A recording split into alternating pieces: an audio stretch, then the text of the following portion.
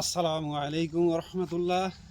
সম্মানিত দিনী ভাই, আমি আজকে আবার আপনাদের মাঝে উপস্থিত হয়েছি। এই প্রচণ্ড শীত, প্রচণ্ড ঠান্ডা, তুষার পড়ছে, তার ভিতরেও আমার সবজি বাগানটি দেখতে এসেছি।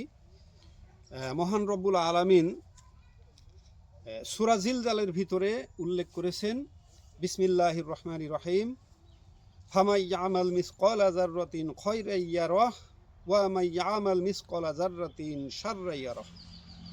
অর্থাৎ তুমি এই দুনিয়াতে ভালো অনুপরিমাণ যদি ভালো কিছু করো সেটাও কাল কিয়ামতে দেখানো হবে, এবং তুমি যদি অনুপরিমাণ খারাপ কিছু করো সেটাও কাল কিয়ামতে দেখানো হবে। তো সম্মানিত দিনী ভাই, আমি চেষ্টা করব আপনাদেরকে ভালো কিছু দেখানোর জন্য। আজকে দেখেন, আমার শুধু সবজি ক্ষেতের সবজি না, এখানে এই যে এটা হলো লেবু গাছ, কাগজি লেবু, তারপরে ধনিয়া পাতা, এখানে সিম গাছ আছে, এই যে সিম গাছ, এই দেখেন এটার নাম হলো কলা সিম। অনেকে এটা চেনে না, এটা হলো কলা সিম। এটি বড় বড় হয়, তবে এটি আমি বীজের জন্য রেখেছি। এখানে 3টি সিম দেখা যাচ্ছে, আমি বীজের জন্য রেখেছি এই সিম 3টি। এই যে এটা কলা সিম। এখন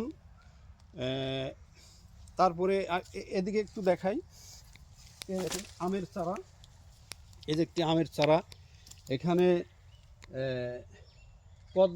কদবেলের একটা চারা। এইভাবে এই সবজি ক্ষেতের আশপাশ দিয়ে আমি কিন্তু টুকটাক ফলের গাছও লাগাই, ফলের গাছ লাগিয়েছি ইনশাআল্লাহ। এটি নিঃসন্দেহে এটি একটি ভালো কাজ।